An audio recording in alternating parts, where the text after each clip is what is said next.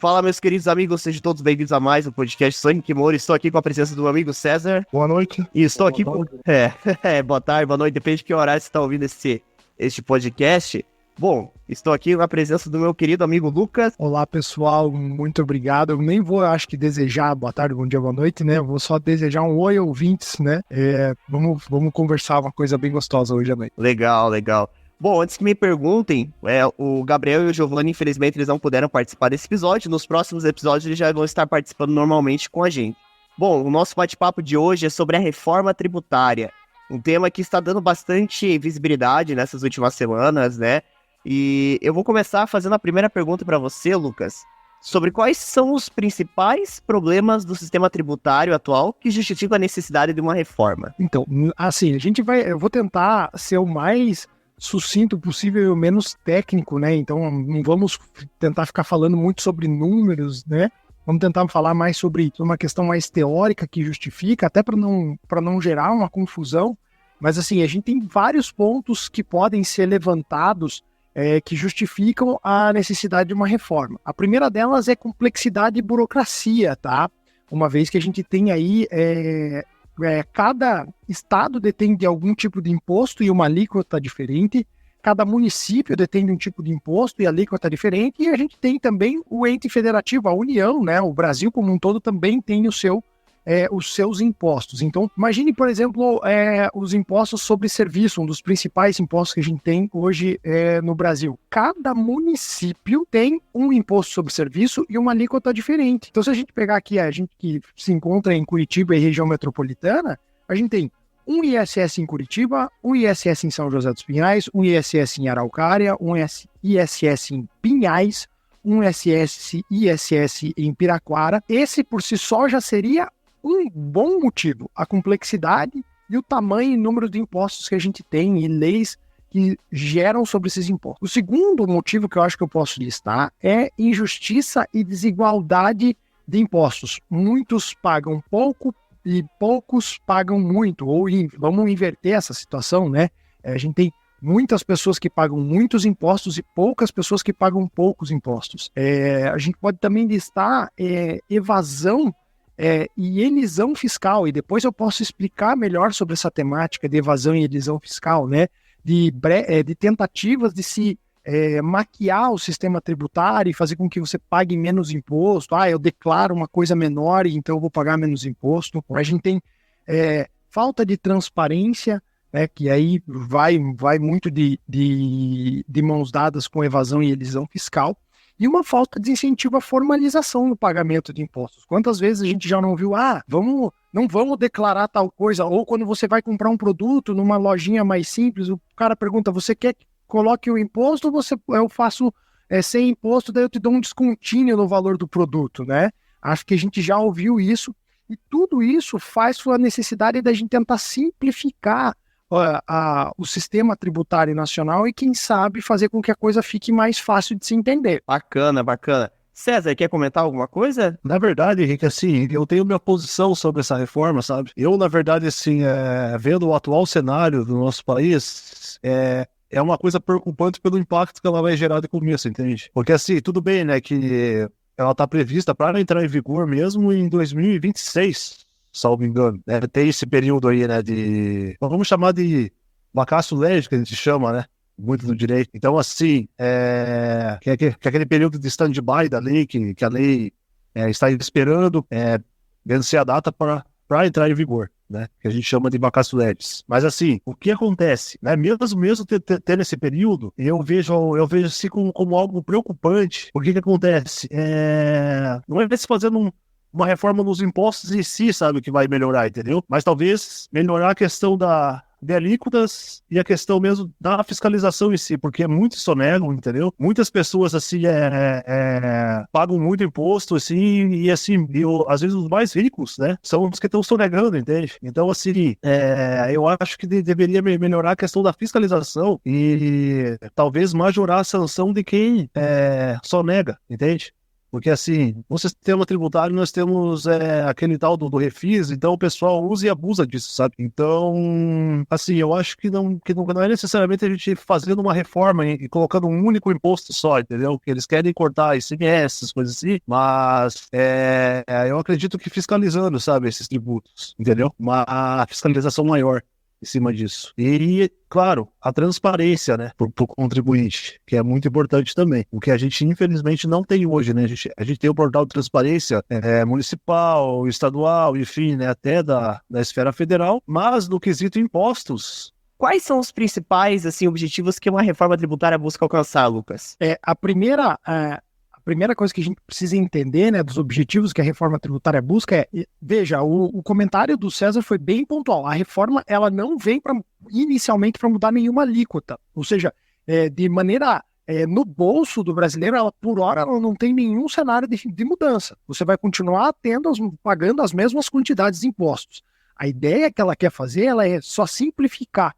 Em vez de fazer com que, por exemplo, municípios e estados, cada um tenha o seu tipo de imposto, vamos dizer assim, o município tem o seu imposto sobre serviço, o estado tem o imposto de ICMS, eles querem juntar esses dois e fazer eles serem um imposto só. Significa que a gente vai pagar exatamente a mesma coisa, só que em vez de dois impostos, em um só. A gente reduziu, digamos assim, o número de impostos, mas não reduziu o número de efetivamente pagamento, tá? Então, o comentário do César nesse sentido de que a reforma ela pode ser ineficiente nesse ponto, sim, é um fato real, tá? A ideia que a reforma quer tentar trazer, ou pelo menos é a ideia inicial, tudo, vamos colocar aqui, o peixe que eu estou comprando, não é exatamente a minha opinião. Obviamente eu posso colocar a minha opinião num critério secundário.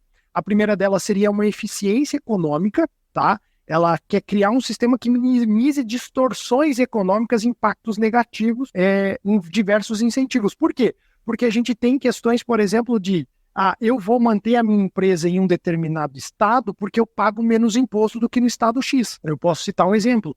Muitas empresas do setor de tecnologia ou de venda de peças de informática colocam a sua base de distribuição, o seu centro logístico no estado de Santa Catarina porque o incentivo fiscal lá é maior do que nos demais estados. Então eu pago menos imposto vendendo diretamente de Santa Catarina, mesmo que seja para o Brasil inteiro, do que colocando, por exemplo, esse mesmo centro de distribuição e logística aqui no Paraná, porque o imposto aqui vai ser um pouco maior e você vai ter um custo maior somente na esfera tributária. A segunda situação é tentar trazer simplicidade, uma vez que eu já trouxe no início da minha fala a ideia de que a gente vai diminuir a quantidade de impostos para um número menor, uma vez que a gente tem uma infinidade de impostos no país, tá? O segundo vamos trazer que é um estímulo ao crescimento econômico, né? Se a gente conseguir eventualmente reduzir as alíquotas depois, porque a gente não sabe como vai funcionar,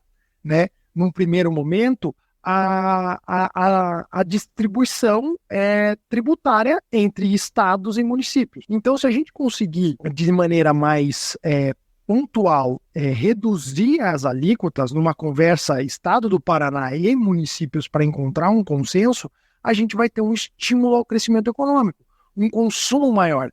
Veja, a gente teria que trazer, inclusive, Henrique, numa segunda conversa, quem sabe, um economista para nos ajudar. Eu sou péssimo nessa esfera, mas a gente tem que ter uma noção de que tanto o cenário de taxa de juros está atrelado ao cenário tributário. Por que eu digo isso? Porque quanto maior a nossa taxa de juros nacional, menor o incentivo ao consumo.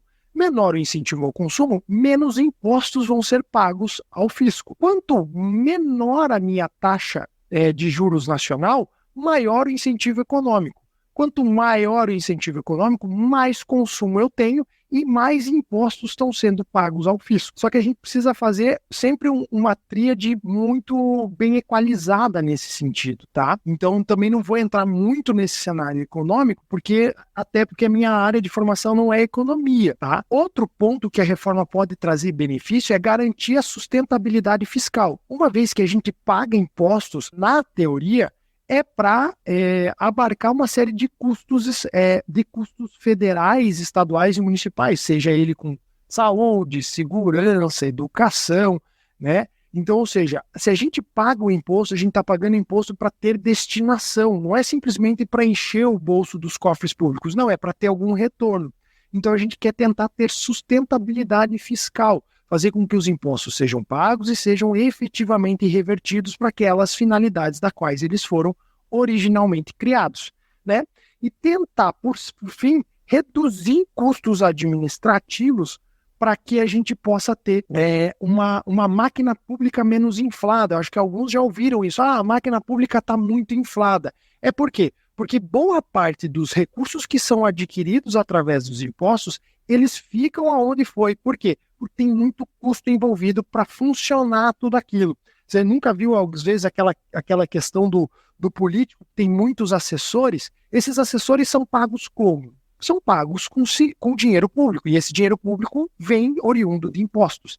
Então, se a gente tem muitos assessores, se a gente tem muitos cargos em comissão, e aí a gente entra um pouco na esfera política, a gente infla a máquina pública, reduzindo um pouco dos impostos, reduzindo e reestruturando o sistema tributário, quem sabe a gente consegue diminuir os custos administrativos. Legal, bacana. César, quer dar uma complementada? Falar alguma coisa? Não, eu acho que está bem exposto, né, o que o doutor Lucas, isso, né? Sim, então, o que o doutor Lucas expôs aqui, acho que está bem moderadinho. Beleza, eu prosseguindo aqui. E como que esses objetivos, eles podem beneficiar a população? Bom, veja, como que a gente pode melhorar, né? A gente tem vários, teria que ver assim, de maneira a atrair a população, né?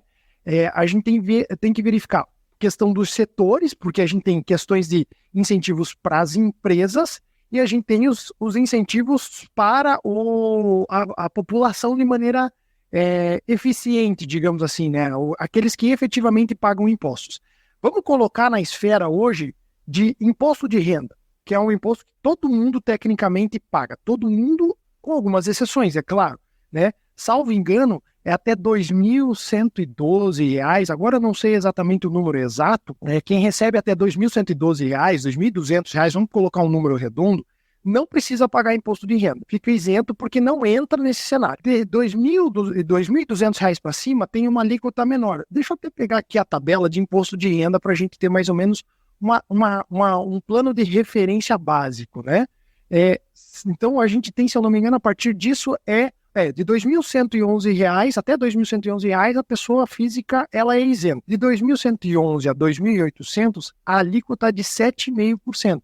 Ou seja, a gente vai pagar cerca de R$ 160 de imposto de renda. Até chegar lá à casa estratosférica de 27,5% de imposto de renda, que é quando a gente tem um salário a partir de R$ 4.664. O que isso significa? Que para quem recebe até R$ 2.112, a gente não paga nada. E o máximo que eu vou pagar de imposto de renda é 27,5%. Significa que, com a reforma tributária, a gente vai ter alguma alteração em imposto de renda? A resposta é muito simples. Não. Por hora, inclusive, a gente precisa mencionar que o imposto que está sendo trabalhado na reforma tributária é só ICMS, ISS, PIS, COFINS e IPI. Ou seja, a gente está falando de impostos que essencialmente são de consumo, né? E como eu te falei lá na pergunta anterior, as alíquotas ainda não vão mudar. Ou seja, a gente tem como resultado final dessa pergunta de que inicialmente a mudança é nenhuma. Ou seja, a gente não tem benefício nenhum nesse primeiro momento. Veja que uma das falas do Dr. César foi de que tem um prazo para que isso aconteça, né? Tem um prazo para que a gente se estabeleça com a nova reforma. O prazo é de 8 anos, tá?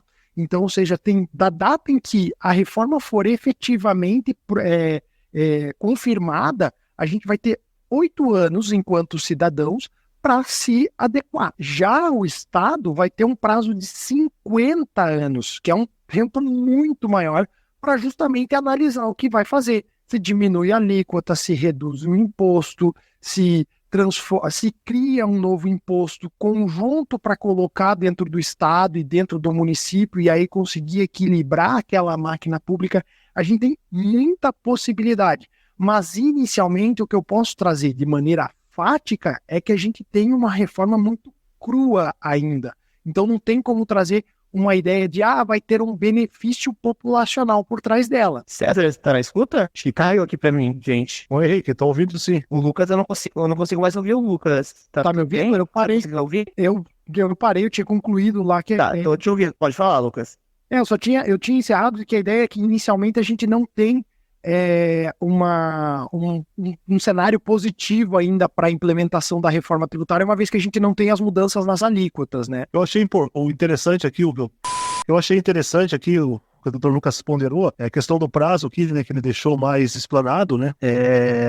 Assim, mesmo essa reforma, no caso, simplificando, né, os impostos, que é a ideia piloto dela, né? Sim. Ainda a gente tem um prazo, né, para isso se efetivar mesmo, que é muito maior até mesmo eu desconhecia esse prazo de 50 anos, né, que cada ente federativo tem para se adequar, né? Sim. E a questão também dos 8 anos ali eu já sabia, mas e mesmo assim isso ainda para começar a partir de 2026 ainda, né? Tem os 3 anos ainda, né? Que fica na bacasco, como eu tinha falado. 2026 para nós e 2029 para o Estado. Então, você está falando daqui 6 anos para o Estado começar. Isso vai ser uma bagunça, porque como vai ser essa transição, né? Quando que eu deixo de ir pagar ICMS, que eu estou pagando hoje naturalmente quando eu compro um produto, e quando que eu vou começar a pagar o tal do IBS, que é o Imposto sobre Bens e Serviços? Quando que vai ver? Ou eu vou ter que fazer um pagamento misto num determinado momento em que eu vou estar pagando ICMS e IBS de maneira conjunta, e depois eu vou pagar só o IBS.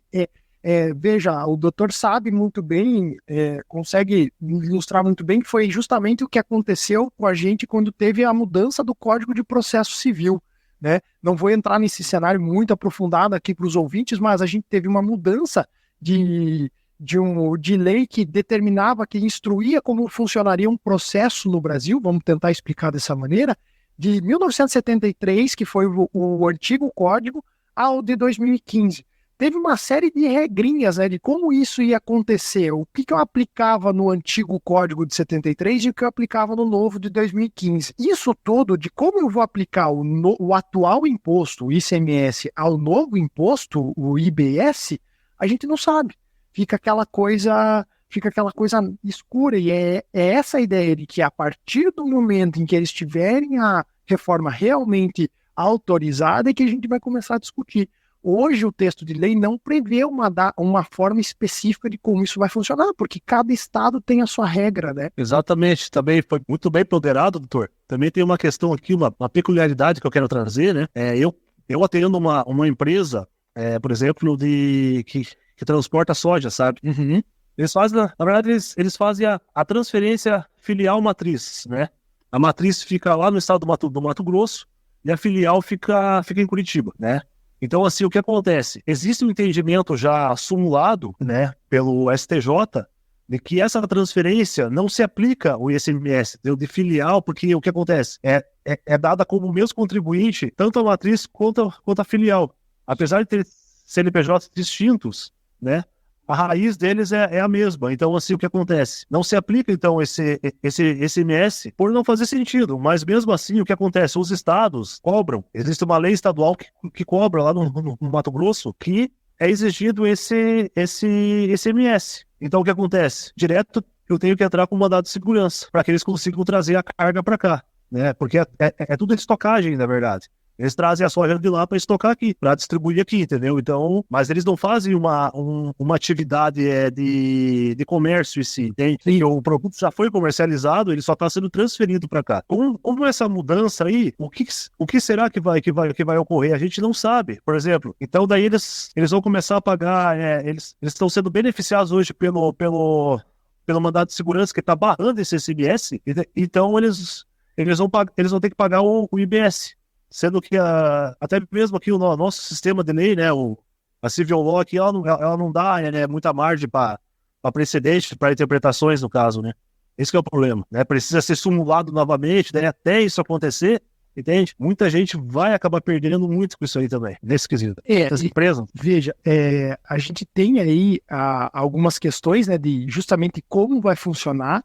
A gente vai ter que andar de mãos dadas com as soluções de consulta da Receita Federal, que é um órgão que vai ser o órgão competente para tentar trazer luz à escuridão, vamos colocar dessa maneira, porque hoje cada estado segue a sua regra e a gente tem, né, tem operações interestaduais, como a que o doutor acabou de trazer a exemplo de um caso, e que como que vai funcionar? Será que a gente não vai abrir uma porta, inclusive, de parcerias estaduais, né? Uma vez que o estado do Paraná fecha parceria com o estado do Mato Grosso do Sul para tentar facilitar a forma de negociação sobre transporte, sobre consumo, sobre produção agrícola.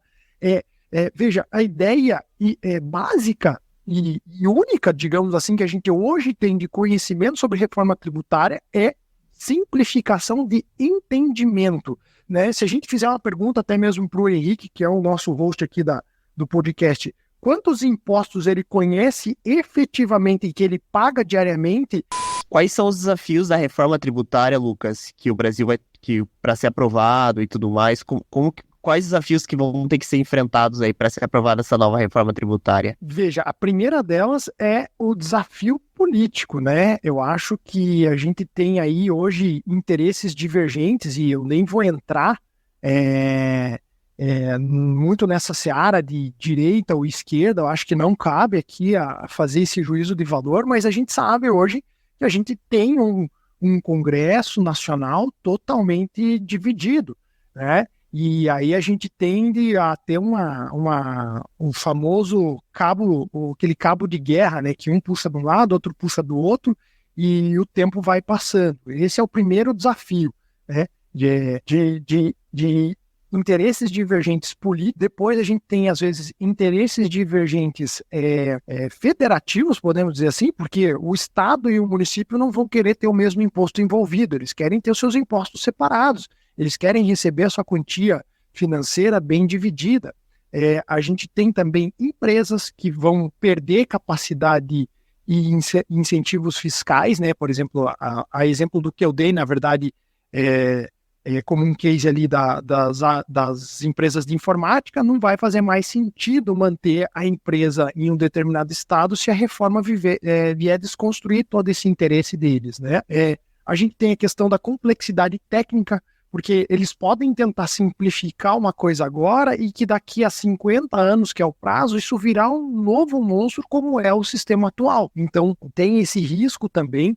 A gente tem o risco de perda de receita temporária, podemos dizer assim, que eu acho um pouco difícil, né? A gente consegue escapar de muita coisa, menos do fisco, mas quando eu digo perda de receita temporária, é alguém conseguir encontrar uma brecha durante o processo de mudança e sonegar uma pancada de imposto, conseguir converter o entendimento ou ter entendimento divergente. A gente sabe que no direito tudo é muito possível, né?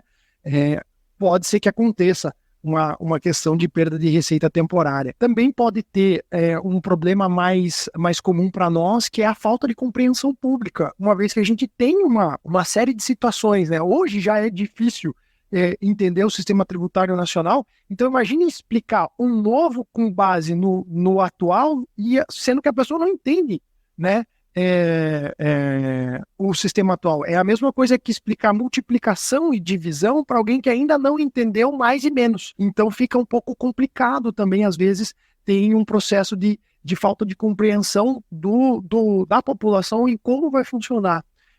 Lógico, os ciclos eleitorais, né? Veja que a gente está numa reforma vindo de uma eleição recente, do final do ano passado, salvo engano. Daqui a ano que vem, mudanças de gestão municipal, salvo engano. Então, também tem o ciclo eleitoral que pode trazer um desafio durante a implementação dessa reforma, né? Veja que a reforma vai durar 50 anos para acontecer, mas as gestões eleitorais elas mudam de 4 em 4 anos. Se a gente fizer um cálculo básico, quantas gestões eleitorais, vamos imaginar que não houvesse reeleição, a gente vai ter até o efetivo término de uma reforma, né?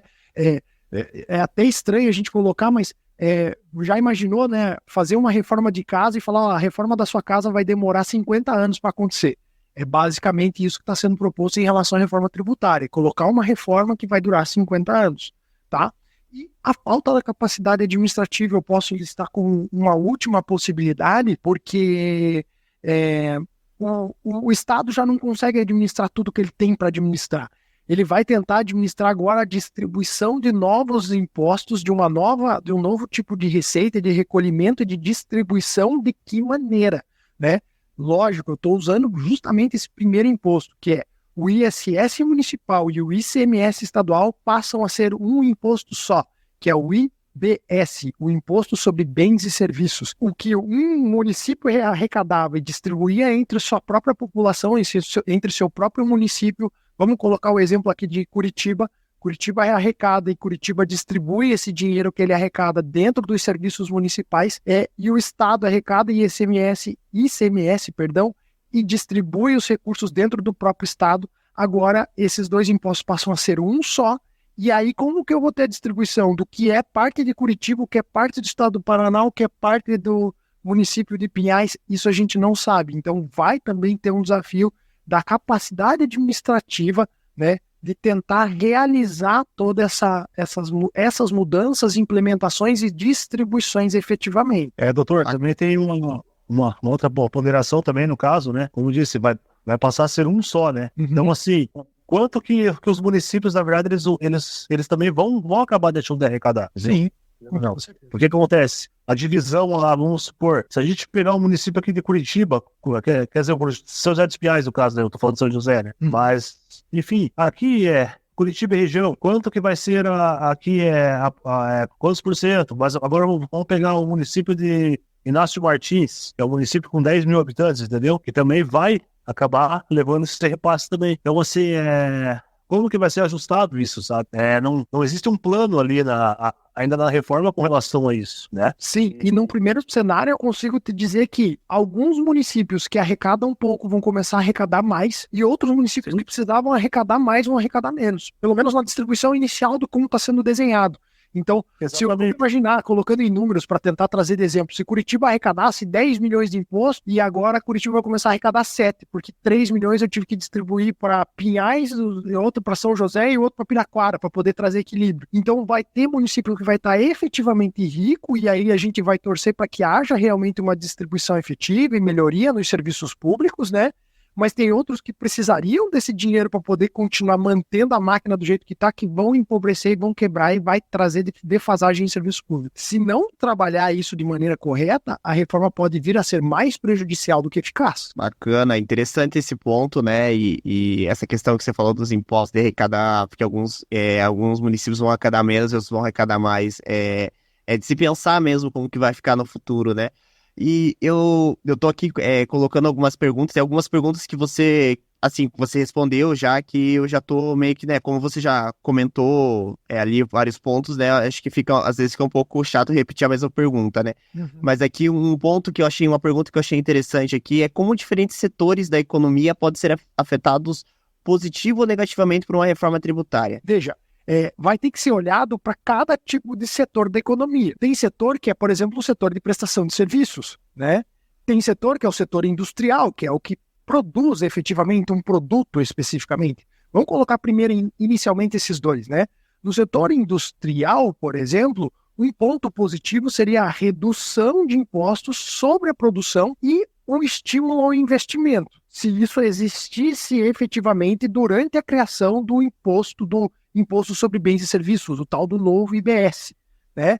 O ponto negativo que pode ser visto é a introdução de impostos sobre bens intermediários e matérias-primas, ou seja, o empresário que produz efetivamente algo pagar mais imposto para adquirir matéria-prima para construir aquele produto que ele faz. Vamos citar um exemplo básico, sei lá, imagine que eu virei para tentar trazer de maneira bem didática, eu comecei a construir, a produzir telefones celulares. A gente sabe que a grande maioria dos produtos de tecnologia são feitos na China e importados para o Brasil, mas vamos imaginar que eu faço hoje aparelhos celulares. e que eu preciso comprar a câmera de um, o processador de outro, a bateria de terceiro. Se o imposto não for bem desenvolvido, eu vou pagar 3 vezes o mesmo imposto. Um para o cara da câmera, um para o cara da bateria, um para o cara do processador, que foram exemplos que eu trouxe, né? Então, ou seja, isso pode prejudicar a competitividade da indústria, porque o cara vai ter que começar a subir o preço final do celular dele. Porque eu já pago imposto na bateria, eu pago imposto no processador, pago imposto na câmera, como é que eu vou ter lucro? Eu tenho que aumentar o preço do meu produto. Então, de maneira negativa, seria essa cumulatividade de impostos. De maneira positiva, poderia ser a redução do imposto conforme produtividade, incentivando eles, você vai ganhar um incentivo fiscal para compra de maquinário, para desenvolvimento de tecnologia, para expansão da sua fábrica. Isso tudo pode ser uma possibilidade. Veja, nenhuma delas ainda foi desenhada com a reforma tributária, tá? Por quê? Porque a reforma visa especificamente reduzir o número de impostos e não a alíquota. Número e alíquota são completamente diferentes. Eu trouxe outro exemplo que é o setor de serviços, né? Que é os setores que são voltados ali para o ISS, Imposto sobre Serviço Municipal, né? Um lado positivo, novamente, é redução dos impostos sobre serviço para aumentar a demanda, ou seja, o consumo por aquele determinado serviço e aquecer o setor. Vamos colocar aqui que estamos em conversa com 2 advogados, eu e o Dr. César, nós pagamos imposto sobre serviços sobre os nossos serviços prestados, né? Tem uma alíquota diferenciada para setor de advocacia, mas o imposto especificamente é o imposto sobre serviço. Se a gente tiver uma redução na alíquota desse imposto, o meu serviço fica mais barato, de certa maneira. Vamos esquecer a ideia de que a OAB, né, coloca um valor mínimo para a gente em tabela de honorários, mas vamos trazer de maneira didática de que se o imposto diminui, eu tenho que cobrar menos, né? A ideia é que eu cobre menos. Se eu cobro menos, as pessoas utilizam mais o meu serviço. Isso pode ser um ponto positivo. Por outro lado, o negativo é que impostos elevados sobre serviço, porque vão estar em conjunto com o ICMS, que é o imposto estadual, pode fazer com que desestimule da mesma proporção o tipo de serviço. Vamos imaginar que o meu ISS vai passar a ser somado com o ISS estadual, ou seja, o meu serviço vai encarecer. Não porque eu quero cobrar mais caro, é porque o Estado impôs dessa maneira. E aí a pessoa que antigamente conseguia comprar os meus serviços, hoje já não consegue mais. Por quê? Porque ficou mais caro. E ficou mais caro porque eu tenho que pagar mais para o Estado. Se eu não equilibrar a minha balança, eu vou estar entrando em prejuízo e em um curto período de tempo posso declarar falência. Temos um cenário nesse sentido. Aí, lógico, eu trouxe aquele exemplo do setor de tecnologia e inovação, né, que pode ser o caso das empresas de informática, de tirarem suas bases de um determinado estado e colocarem em outros, né?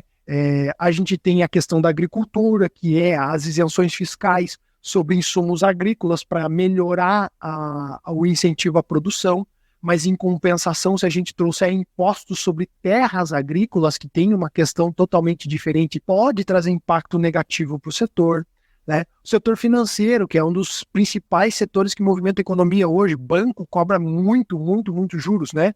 Se a gente trouxer incentivos fiscais para investimentos em títulos dentro dos bancos, os instrumentos podem ser atraídos maiores investidores, pessoas que antigamente não tinham condições de investir, podem passar a investir, porque há um incentivo em toda essa cadeia, em todo esse setor, mas ao mesmo tempo a gente pode ter impactos negativos sobre transações financeiras. Já imaginou se começarem a taxar o PIX? Né? Hoje a gente não paga nada para fazer o PIX.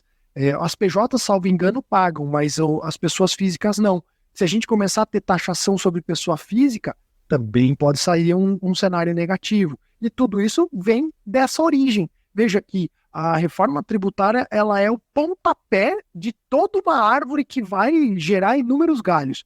A ideia é que esses galhos sejam mais simplificados do que o atual. Mas, de acordo com o tempo cíclico eleitoral e político, isso pode voltar a ser a mesma coisa do que é hoje. Eu vejo que isso ainda vai, claro, a gente tem todo um contexto econômico de como o país também vai estar daqui a alguns anos, né, e como você comentou essa questão também de mudança de gestão, né, porque cada pessoa, cada líder político, ele tem uma visão diferente com relação a isso, né, e é um ponto que também a gente não sabe como vai ser, né. Eu vou prosseguir aqui com uma pergunta que eu achei bacana. Como a reforma tributária pode influenciar na distribuição de renda e na redução das desigualdades sociais? Tá, veja, na redução das desigualdades sociais, isso é um ponto já importante, porque isso está sendo discutido na reforma, tá? Isso já é um ponto que a gente daí consegue trazer com um pouco mais de tangibilidade. A primeira delas é progressividade tributária. Né, eu me recordo que no começo da nossa fala aqui, o Dr. César chegou a comentar de que os ricos não pagam tantos impostos assim, e de fato isso é uma realidade, né?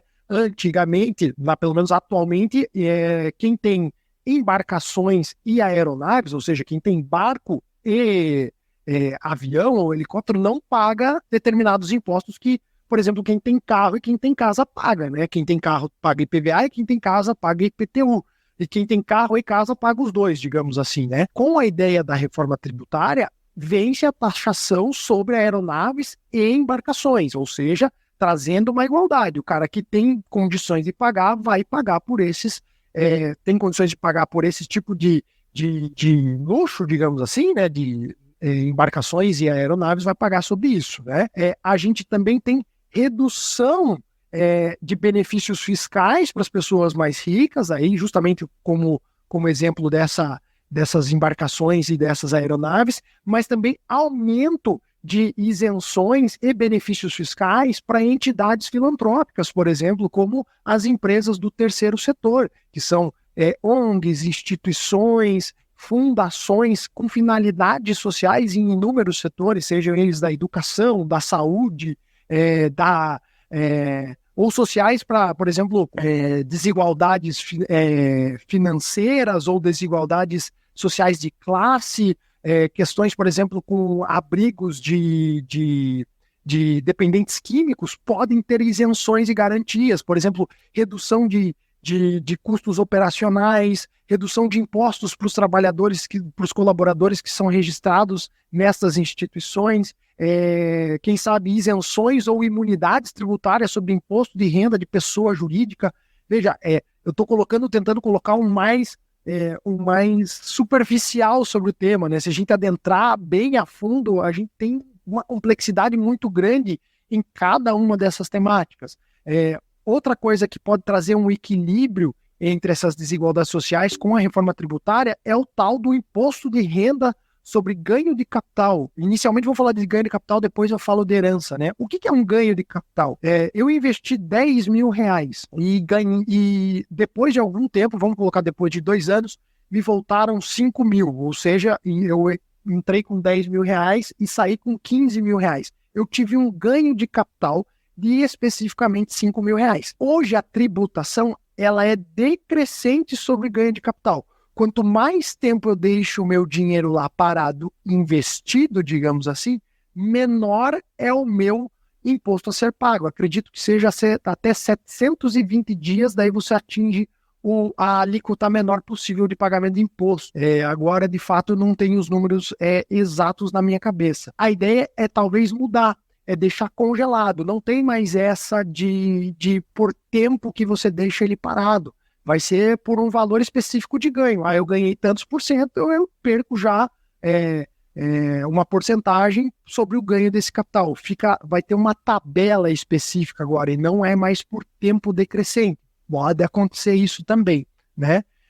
A gente também vai ter um foco em impostos indiretos, ou seja, todo aquele imposto mais coligado passa a ser um só, que é basicamente a ideia inicial da reforma, trazer ICMS e ICS em IBS, trazer outros impostos, né, que eu estou usando só esse como um exemplo mais clássico, mas a gente tem PIS, COFINS e IPI, que são impostos mais voltados ali na parte produtiva, digamos assim. A gente vai daí trazer uma ideia de um imposto seletivo, digamos assim, uma contribuição, vai mudar um pouco esse entendimento, né? A gente pode ter incentivos para emprego e treinamentos, para tentar diminuir e melhorar a qualidade técnica dos trabalhadores e, com isso, fazer com que os trabalhadores ganhem mais, né? O combate à evasão fiscal, tem muitas pessoas que têm as famosas offshores, ou seja, empresas fora do país, e não é declarado isso em imposto de renda. Não é declarado justamente para que se evite a incidência de impostos. Talvez trazer incentivo para pessoas que abram empresas aqui ou declarem as suas offshores lá fora, faça com que apareçam mais empresários, mais pessoas que falem, olha, eu tenho alguns recursos no exterior, e comecem a declarar para ganhar certos incentivos e mostrar com maior transparência como está a relação tributária com essas pessoas. E o principal, na minha opinião, para finalizar essa questão, é o estímulo ao empreendedorismo real. Hoje a gente tem muito empreendedor informal, o cara que tem uma produção de uma prestação de serviços ou uma criação de um produto, mas que não tem um negócio efetivamente estruturado por uma questão de imposto, porque vai pagar muito imposto. E aí, às vezes, o imposto come 30%, 40% do seu custo operacional, o que inviabiliza ele de tocar um negócio sozinho ou um novo negócio, e aí faz com que a gente tenha uma queda na cadeia produtiva e no incentivo ao comércio local e toda a infraestrutura lógica que está por trás desse tipo de cenário. Bom, antes da gente seguir para um momento capcioso, eu tenho uma última perguntinha aqui que eu quero fazer. Antes, César, quer perguntar alguma coisa? Gente, posso prosseguir? Tranquilo? Tranquilo, Henrique. Tranquilo? Beleza. Antes de seguir só para o momento capcioso, eu tenho só a perguntinha, né, que eu diria assim que é uma pergunta também importante. Como vocês esperam que a reforma tributária impacte a vida dos brasileiros no longo prazo? É já uma coisa mais pessoal sua, assim. Tá. A primeira delas é que eu acho que a primeira seria fazer com que a população soubesse o que está pagando. A população precisa saber o quanto está pagando, né? É como se eu não vou fazer um retorno de pergunta, mas você sabe o quanto você paga de imposto quando você come um Big Mac, por exemplo, né? Faço a mínima ideia. E posso te falar, tá na notinha, lá no rodapé da notinha. Talvez do Big Mac lá, uns 14 a 17 reais você tá pagando imposto. E o principal, para quem você está pagando esse imposto? Para onde está indo esse imposto? Então eu acho que esse seria o principal fator. Fazer com que a população saiba o que está pagando, saiba quanto está pagando, para quem está pagando, para justamente concluirmos a seguinte situação. Eu estou pagando esse imposto, não é para o município de São José dos Pinhais ou para o município de Curitiba, é para o estado do Paraná. O que o governo do estado do Paraná está fazendo em relação ao dinheiro que está recebendo? Está melhorando a escola que fica aqui no meu bairro? Está melhorando a segurança pública através de melhor treinamento, por exemplo, para a polícia militar? Está melhorando o posto de saúde, melhorando a fila de espera para atendimento de uma especialidade médica, está treinando melhor os professores da rede estadual de ensino para melhorar a qualidade de ensino para com os seus alunos, está dando incentivo ao ingresso às universidades estaduais ou, quem sabe, às universidades federais. Veja que é um ciclo. Eu sei o quanto eu pago, para quem eu pago, por que eu estou pagando e qual é o retorno que eu espero através disso. Aí é meio que uma ideia de que o imposto seja como se fosse um investimento, só que em vez de você retornar com uma rentabilidade financeira, você tem um retorno em prestação de serviços estadual. Esse seria o primeiro deles. O segundo é trazer competitividade internacional. Afinal de contas, a gente é uma nação. Essa nação é movimentada através de todos os seus estados. O Brasil não faz nada sozinho, se não for o estado do Paraná, de Santa Catarina, São Paulo, Rio Grande do Sul, Rio de Janeiro, Mato Grosso do Sul, Ceará. Então, ele não é um país sem os seus estados. Se os seus estados estão fortes economicamente e bem intencionados mercadologicamente, a gente começa a trazer um país mais competitivo no cenário internacional. E aí a nossa produção agrícola, a nossa produção pecuária e outros produtos que são de criação nacional passam a ter melhor visibilidade de mercado e maior consumo. Tá? Além disso, daí como contrapartida, a atração de investimentos. O país é visto de maneira internacional como um país pujante, um país produtivo, um país eficiente. Vários outros países e outros setores da economia, outras empresas lá de fora começam a querer investir dentro do Brasil, né? E o principal, eu acho que é o seria o ideologicamente pensado, a redução das desigualdades sociais. Não na ideia de que o rico tem que pagar mais imposto e o pobre tem que pagar menos imposto. Mas mais na ideia de tratar os iguais igualmente, os desiguais desigualmente, né? Ou seja, se eu gasto mais, eu pago mais imposto. Se eu gasto menos, eu pago menos imposto.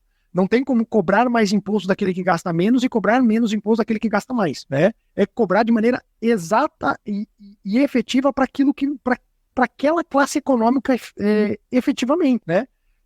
Fazendo com que a pessoa comece a pensar melhor sobre novos horizontes de futuro, em empreender, em estudar, em se profissionalizar em uma determinada área, porque você tem uma estrutura econômica, uma estrutura financeira, uma estrutura tributária mais facilitada. E aí, por facilitada, eu encerro a ideia de facilitada no sentido de tudo começa por alguma coisa, em algum lugar, né? A teoria de Isaac Newton sobre a gravidade começou por uma maçã caindo na cabeça. Então, que toda essa ideia e todo esse horizonte de sonhos comece através de uma simples reforma tributária. Bom, eu vou começar agora um momento capcioso e a pergunta que eu tenho para te falar é sobre a holding familiar, né? Eu tenho algumas dúvidas sobre a holding familiar, é uma questão assim pessoal minha, né? Eu queria que você começasse primeiramente explicando o que é a holding familiar, primeiramente o pessoal de casa se contextualizar. O que seria uma holding familiar, Lucas? Já deixo aberto aqui um convite para a gente ter um outro episódio só para falar sobre holding familiar,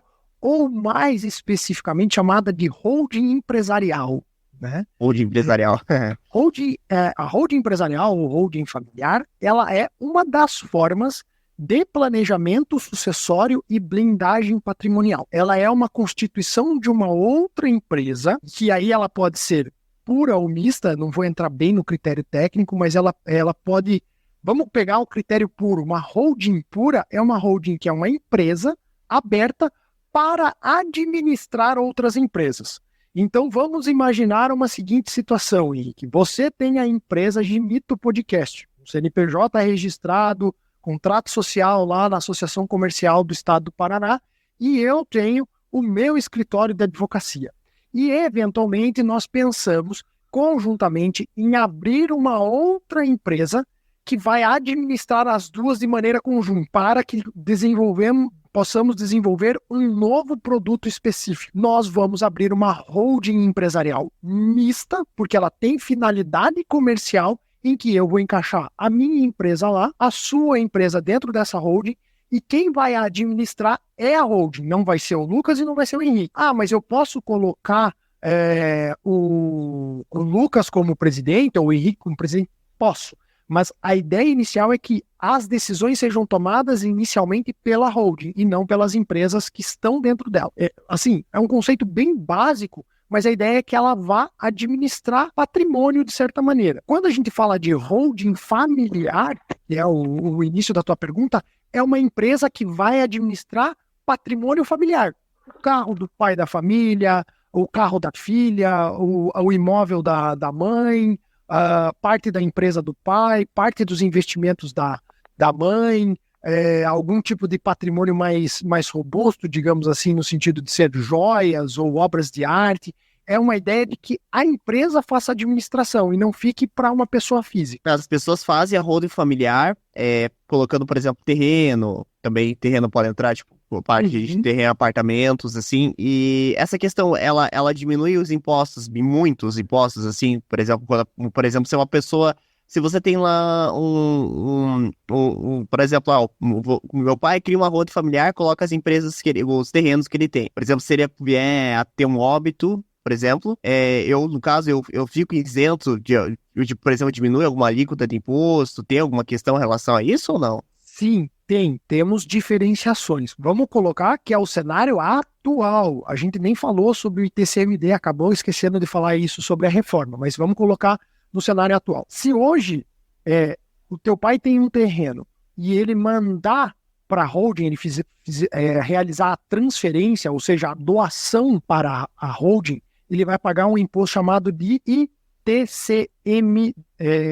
ITCMD, salvo engano. Agora não sei se eu vou confundir, mas acho que é o ITCMD, que é o Imposto de Transmissão causa mortes e doação. Isso mesmo, ele vai pagar uma alíquota X de TCMD, que é, acho que 4% sobre o valor do terreno do imposto, que vai ser diferente do imposto que vai ter que ser pago caso o seu pai morra e o terreno esteja no nome dele. O imposto é mais alto, o imposto é de 8%. Então, ou seja, é mais fácil eu pagar 4% agora para mandar para a holding e a holding determinar que o terreno fica para você numa eventual sucessão, do que o seu pai vier a falecer, não está na holding, você tem que pagar um imposto maior para poder ter acesso ao terreno. Você entende? Então, só que assim, a ideia da estruturação de uma holding, ela é, muitas pessoas chegam lá no escritório querendo constituir uma holding familiar. Eu quero abrir uma holding. Às vezes ela não tem muito patrimônio.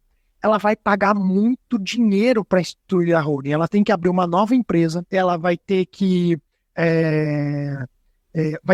vai ter um contador, ela tem um regime tributário que não pode ser baseado no Simples Nacional, ou seja, ela tem que pagar um imposto diferenciado, tá? Salvo engano, é pelo lucro real. Então, tem todo um arcabouço, um custo operacional para se criar uma holding familiar que, a depender do patrimônio, fica mais caro. E aí você pode utilizar de outros instrumentos, que eu acho que até o Dr. César pode ser um pouco melhor, ele que é advogado de família, mas aí a gente tem a questão de testamento, doação em vida, usufruto e outros instrumentos sucessórios muito mais eficazes do que a constituição de uma holding familiar, né? Veja, a gente estuda que a ideia de uma holding hoje só é válida a depender do que tem num patrimônio aproximado de 4 milhões. Mais que isso, menos que isso, vejam outros instrumentos mais baratos e mais eficazes. Acima de 4 milhões, começa a ser visto mais uma análise do compõe esses 4 milhões. Às vezes os 4 milhões é 2 casas e 2 carros. Não vale estruturar uma holding para administrar 2 imóveis e 2 veículos. Isso, inclusive, na minha opinião, é talvez uma coisa muito errada colocar veículo dentro de uma holding, porque veículo deprecia, ele não valoriza ao longo do tempo, né? Então, ou seja, você está perdendo dinheiro em vez de ganhar dinheiro quando se trata de inserir veículo em holding. Mas assim, por exemplo, nessa questão da reforma tributária, os impostos, por exemplo, para a questão assim, de ter que fazer inventário, de ter que fazer os documentos, eles não vão aumentar ou eles vão diminuir? Exato, você foi preciso na tua pergunta. Na reforma tributária, o ITCMD, que é o imposto pago depois da morte, ele vai ser progressivo. O que significa? Que quanto mais patrimônio eu tiver, mais eu vou ter que pagar de imposto para poder liberar. Então vamos imaginar que eu, Lucas, construí um patrimônio de 10 milhões de reais e morri e eu tenho um filho. Esse meu filho vai ter que pagar um imposto progressivo sobre esse meu patrimônio. Então, quem tem um patrimônio de 1 milhão de reais paga 2% de imposto. Quem tem patrimônio de 5 milhões de reais paga 6% de imposto. E quem tem patrimônio de 10 milhões de reais paga 12% de imposto. Ou seja, meu filho vai ter que pagar 12% de imposto, cerca de 1 milhão e 200 mil reais. Veja, de um patrimônio de 10 milhões, ele tem que pagar 1 milhão e 200 mil reais para poder ter acesso à minha herança. Mas e se ele não tiver o dinheiro? Vai ser um outro cenário. Daí, ou tem que entrar em uma ação na justiça para pedir o desbloqueio desses valores, mostrando incapacidade financeira, ou se não, a pessoa tem que pagar 1 milhão e 200 mil reais para ter o acesso à sua herança. Isso é perigoso. E aí, por isso, essa correria infinita das pessoas em buscar a estruturação de uma holding familiar. Por quê? Porque eu já faço a transferência de todo esse patrimônio da pessoa física para uma empresa, para uma pessoa jurídica, e aí a pessoa jurídica, através de estruturação empresarial, define quem vai ficar com o quê. Veja, a propriedade continua sendo da empresa, mas o uso pode ser de uma pessoa física. Eu tenho um apartamento e esse apartamento estará no nome da holding, vamos dizer assim. Mas eu quero que esse apartamento em nome da holding fique para minha esposa utilizar. Então, ou seja, ela consegue fazer uso mesmo sendo de propriedade da empresa. Ela vai lá, mora lá e aí a minha esposa veio a falecer, mas o patrimônio continua sendo da empresa. Então, os meus filhos podem utilizar do apartamento, porque na estruturação empresarial, na ausência da minha esposa, as próximas pessoas a utilizarem aquele apartamento são os meus filhos. E quando chegar lá na esfera dos meus filhos, aí sim os meus filhos podem vender o patrimônio da empresa, podem vender o imóvel para qualquer finalidade. Ou melhor, eles podem transferir para o nome próprio, que não faria o menor sentido, porque daí incide-se novos impostos e tudo mais. Mas você daí pode estruturar, você pode amarrar uma série de situações sobre aquele determinado bem ou patrimônio. Por isso todo mundo está fugindo, de certa maneira, para a holding. Só que nem sempre faz sentido abrir uma holding por causa dos custos envolvidos nela. Entendi. Mas isso é um caso, num contexto que a gente está comentando aqui, se caso a reforma tributária seja aprovada pelo Senado e pela... Não, ou já funciona assim? Tanto agora quanto lá na frente. Só que, lógico, lá na frente a gente não sabe como vai ser a estruturação de imposto também para uma holding, né? Aí fica... A gente tem hoje um quadro claro do que eu pago de imposto transferindo e morrendo, e eu tenho um quadro mais ou menos claro na reforma tributária, que é quando eu morrer o imposto vai ser progressivo. Mas eu não sei quanto eu vou ter que pagar de imposto caso eu faça a transferência do meu patrimônio para uma empresa. Você percebe? Então, com a reforma, a gente não sabe dizer como vai funcionar a estruturação de holding empresarial ou holding familiar. Porque o Estado pode falar assim, olha, para você transferir o seu patrimônio para holding empresarial, você vai pagar 15% sobre o valor do bem que você está transferindo. E a alíquota, caso eu venha a falecer e tenha que passar sob herança para o meu sucessor, vai ser de 10%. Qual é mais vantajoso? Deixa morrer e paga os 10% do que eu mandar para a holding para 15%. Só vai fazer sentido pagar a mais para transferir para uma holding se você tem outras finalidades que não é a efetiva sucessão. Eu quero que a empresa sempre tenha esse mesmo prédio onde fica o nosso escritório, né? Em alguns casos você tem outros cenários possíveis. Eu quero que, em vez do imóvel passar para o meu filho, eu quero que fique com a minha neta. Então eu vou colocar na holding e quem vai ser administradora dessa empresa vai ser a minha neta e não o meu filho. Eu posso, percebe? Eu consigo desviar a ideia de quem vai ficar com efetivamente determinado patrimônio. Interessante, bacana. Tem muita coisa que eu não sabia, realmente. Essa questão da holding, ela começou a ser falada agora, principalmente por conta dessa reforma tributária. Bom, César, quer fazer alguma outra pergunta antes de encerrar? Eu achei interessante essa questão da holding, né? Até mesmo a ponderação que o doutor fez, né? A respeito dos patrimônios, no caso, né? Se você tiver um patrimônio abaixo de 4 milhões, não valeria a pena, né? E sim, sei lá, um patrimônio acima disso, né? Uhum. Eu achei bem interessante essa questão, né? A questão da holding, eu confesso assim, que eu não conhecia muito. É nova pra mim essa questão, sabe? Eu acabei tendo um pouco conhecimento sobre ela, né? Acabei não pesquisando tanto assim, mas eu achei bem interessante, sabe? Assim, doutor, eu só queria, no caso, só fazer assim, uma pergunta dessa questão. Vamos supor que, além do patrimônio que eu tenho ações em bolsa de valores, eu tenho ações em empresas, ou até mesmo sociedade, né, doutor? Uhum. Ficaria viável isso daí? Porque assim, daí o que acontece? Daí tem um CNPJ vinculado, quer dizer, eu tenho um CNPJ que está vinculado ali ao meu CPF, né, no contrato social como registrador. Faria sentido eu fazer uma hold para proteger esse patrimônio em si? Em termos de participação societária de empresas, sim. Ainda mais se você é sócio administrador delas. Você junta todas as empresas em que você é sócio e passa a ser administrada só pela holding. E você é o presidente da holding, ou seja, você começa a digamos assim, presidir um grupo empresarial. Do ponto de vista do mercado de bolsa de valores, aqui é um cenário muito perigoso. Perigoso por quê? Porque a gente tem que analisar de que maneira essas cotas de ações vão ingressar na holding. Elas vão ingressar como cotas de capital social, e aí a gente vai entrar num critério técnico mesmo, ou elas vão entrar só como patrimônio da empresa. Se elas entrarem como cotas de capital social, fica uma bagunça, porque você há de concordar comigo que